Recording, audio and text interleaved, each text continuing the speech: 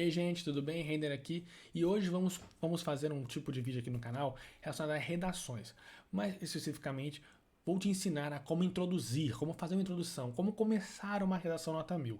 Antes de mais nada, curta, comenta, compartilhe, se inscreva no canal, tá bom? Ajuda tanto a mim como todas as pessoas que também querem aprender assim como você. Vamos lá, vamos começar hoje aqui falando da minha introdução, né? Ó, primeiramente, pessoal, a introdução de uma redação do Enem, ela tem três partes, três elementos, né? O contexto, o tema e a tese. O contexto, como eu vou mostrar para vocês aqui, está relacionado à alusão histórica, a livros, obras literárias, filmes e séries, citação de filosofia e sociologia. Basicamente é o seguinte: o contexto é a primeira parte que vem na sua redação. É aquela parte de na obra tal, no contexto histórico tal, ou no período não sei o que. É a primeira parte. É o que na introdução vai mostrar para o corretor que você sabe de alguma coisa. Por exemplo, você sabe de filosofia, sociologia, linguagens humanas, até matemática, até física, não importa. É a parte da redação que mostra que você tem vocabulário e que você sabe utilizar outras ferramentas de estudo para a sua prova de redação. Então, eu aconselho muito vocês a estudarem história, geografia, lerem alguns bons autores de filosofia e sociologia, ver alguns livros bons para citação, né, filmes e séries e tudo mais, porque eu acho que é muito, mas muito importante mesmo. O tema, pessoal, é o que o Enem quer que aborde em seu texto. O tema é aquela perguntinha, geralmente é em forma de questionamento, né?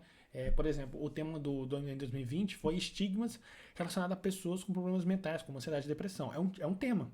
E o Enem é o comando da sua redação. Se você não faz aquilo, se você não obedece o comando, o que acontece? Você toma zero. Você não pode fugir do tema, né? Que chamam. Você não pode fugir do tema. O tema é sobre pessoas com problemas sociais e você fala sobre pessoas com. Por exemplo, você fala com pessoas que possuem cadeira de rodas, usam cadeira de rodas. Isso não tem nada a ver. Você foge ao tema e tira zero. Então não possam e não nunca fujam ao tema, porque vai dar muito problema. Aqui agora nós vamos falar sobre a tese, a famosa tese, que para mim é a parte mais importante da introdução, porque é a sinopse do seu texto. Quando o corretor vai ler a sua redação, na introdução, ele gosta muito de ver a sua tese. Ele gosta de que a sua tese seja lucidada. O que significa? O corretor ele tem que ler as redações muito rápido, porque são milhares delas. Então ele acaba lendo de forma rápida e de forma técnica. Ele quer ver todas essas partes. A tese é a principal. Ele quer saber como é que você vai desenvolver o seu texto. A sua tese é o ganha-pão da sua introdução. A, o contexto é bom, o tema exposto é bom, mas se você não tiver uma tese muito bem feita, você pode, né, perder muitos pontos. E geralmente você pode colocar duas coisas na sua tese: as causas do problema e as consequências. Eu prefiro as causas. O que significa? Temos um problema X. Eu gosto de falar que esse problema ele é causado por duas coisas. Aí eu falo. Eu não gosto de falar de consequências, porque as consequências são algo que depois que o problema acontece. Eu gosto de resolver. Lembra que no último parágrafo é proposta de intervenção? Eu gosto de resolver o problema. Todo mundo tem que resolver o problema que o Enem coloca pra gente.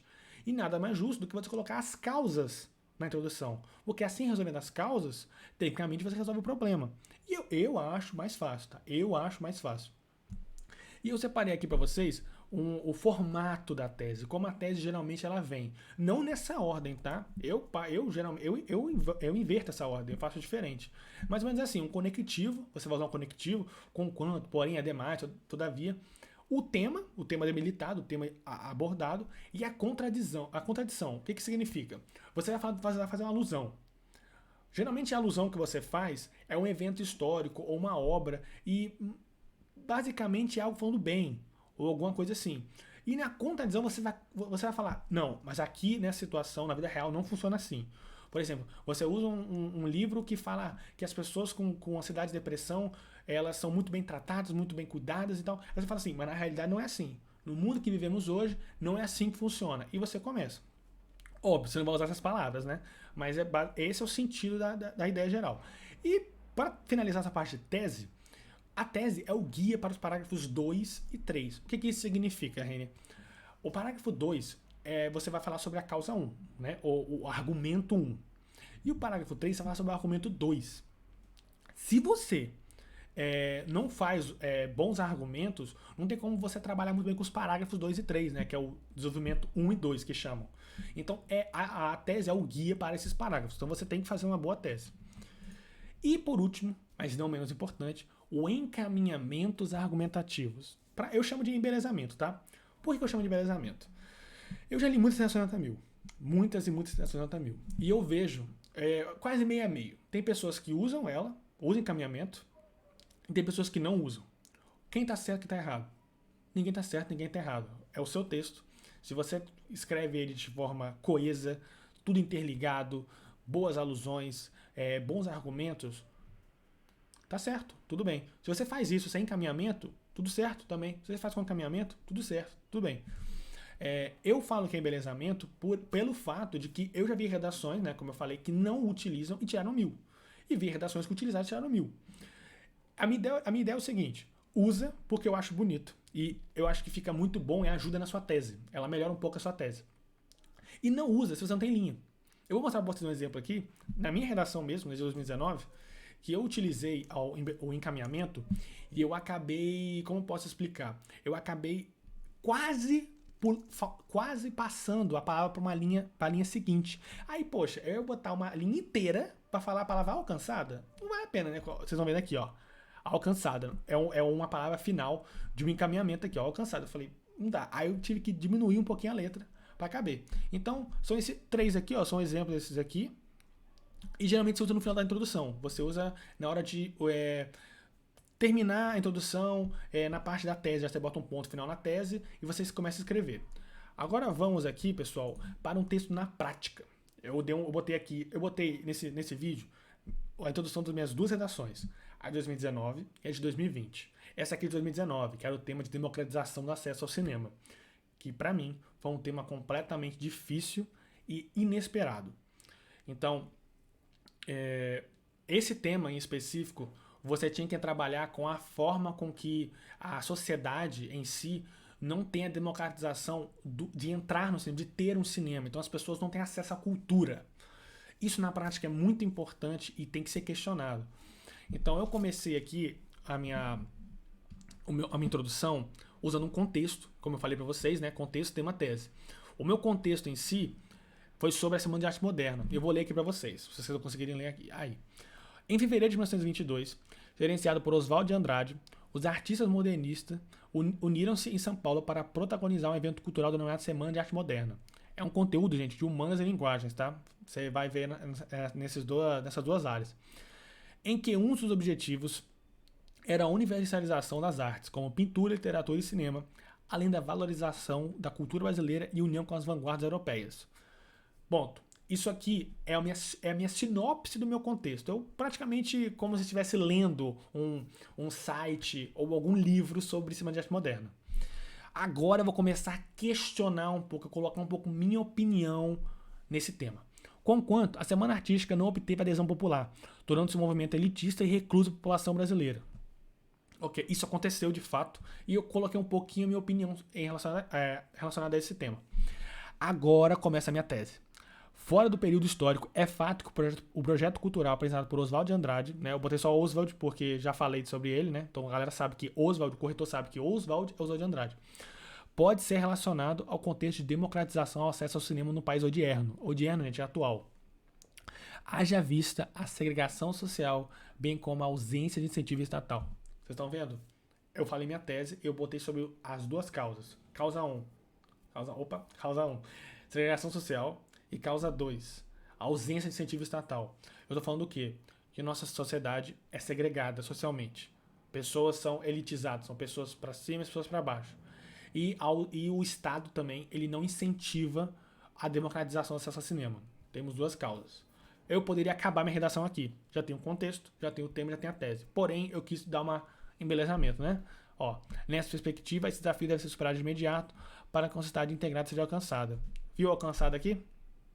Tava acabando aqui, ó. A linha acabava aqui, ó. Se eu escrevesse um pouquinho maior, eu tinha que usar uma linha inteira para fazer só a palavra alcançada. Então, a dica que eu dou de encaminhamento para vocês é: tem espaço, tá com a mente boa, uma mente tranquila para escrever, escreva. Se não tem espaço, não escreve. Não vai mudar muita coisa na sua redação, não.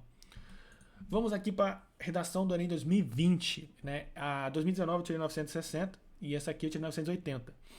Eu peço desculpas pelo INEP a hora de escanear minha redação e deixou meio branco, então ficou um pouco raso a escrita aqui, mas eu vou ler aqui para vocês. Na obra O Admirável Mundo Novo, de Aldous Huxley, é retratado um mundo distópico, totalitário e desigual, em que os indivíduos são selecionados desde seu nascimento, de acordo com as aptidões biológicas e favoráveis ao regime estatal, com o intuito de perpetuar o sistema social de segregação. Como eu falei, aqui é uma sinopse, é uma breve sinopse do que é o meu contexto, o que é a minha citação. Agora eu começo a dar uma opinião um pouco mais argumentativa no sentido do contexto em si. Ó. Nesse sentido, a narrativa foca em demonstrar a desigualdade e o preconceito recebido pelos inúmeros cidadãos acometidos por características fisiológicas divergentes ao estado ficcional. Agora começa minha tese. Fora do contexto literário, é fato que a realidade apresentada por Huxley pode ser relacionada ao estigma associado às doenças mentais no país odierno, o tema. Haja vista a ausência estatal, bem como a liquidez contemporânea. Eu falei que o problema que as pessoas sofrem, o preconceito que as pessoas sofrem por ter doenças mentais é a ausência estatal, o Estado não trabalha nessa situação, e 2, liquidez contemporânea. Aí eu falo de Bauman. Aí, terminando o meu texto, obrigatoriamente ou não, nessa perspectiva, esse desafio deve ser superado de imediato, para que uma sociedade igualitária seja alcançada. Lembra que no texto 1, no texto de 2019, foi integrada? Aqui é igualitária. Dá para você mudar isso aqui, como eu vou mostrar para vocês agora. Então, pessoal, essa aqui foi a minha introdução de 2020, uma introdução boa, né? Pela minha nota, 980. A única coisa que eu errei na redação foi erros gramaticais. E para não deixar vocês na mão, e para elucidar mais ainda os pontos que eu dei aqui no meu vídeo, eu deixei aqui um esqueleto de introdução. Bem simples. No livro aí o autor, né, é retratado, aí você conta a história do livro. Nesse sentido, a narrativa, aí você começa a linkar o seu livro com o tema e a tese, tá? Essa parte aqui, ó, nesse sentido, a narrativa você começa a focar. Terminou o foco? Você terminou de focar? Agora vamos para fora da ficção. É fato que a realidade é apresentada por... Aí, claro, como é autor, né? Sei lá, o autor fulano. Fora da ficção, é fato que a realidade apresentada por fulano pode ser relacionada ao... Aí você vai usar o tema da sua redação.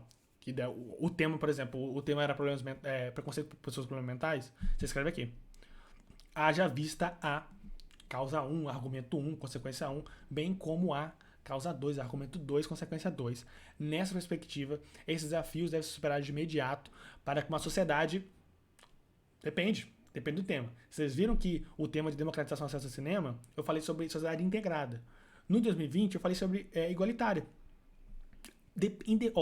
Geralmente, integrada você pode usar, mas igualitária, integrada, não, vocês podem usar vários, não importa, né? O que importa em si é você fazer uma boa introdução e fechar ela de forma correta. Então, essa parte aqui, ó, nessa perspectiva, como eu falei, é o encaminhamento, é o embelezamento. Você pode colocar ou não, dependendo de como você está no dia.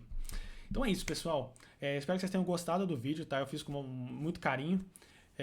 Eu quero que vocês comentem aí embaixo o que acharam do vídeo, o que vocês estão fazendo na introdução de vocês, como ela está. Eu quero ler esses comentários, eu quero entender o que vocês erram, porque aí eu posso fazer mais vídeos sobre isso, né? Eu gosto desse feedback de vocês, de entender o que vocês estão errando, o que vocês estão acertando. Tá bom? Então, se não se inscreveram, se inscrevam no canal, curtem, comentem, compartilhem. Se estão gostando do conteúdo, lá no TikTok eu também estou fazendo outros conteúdos, @ReineMoro, tá bom? Então é isso, pessoal. Um grande abraço e até o próximo vídeo.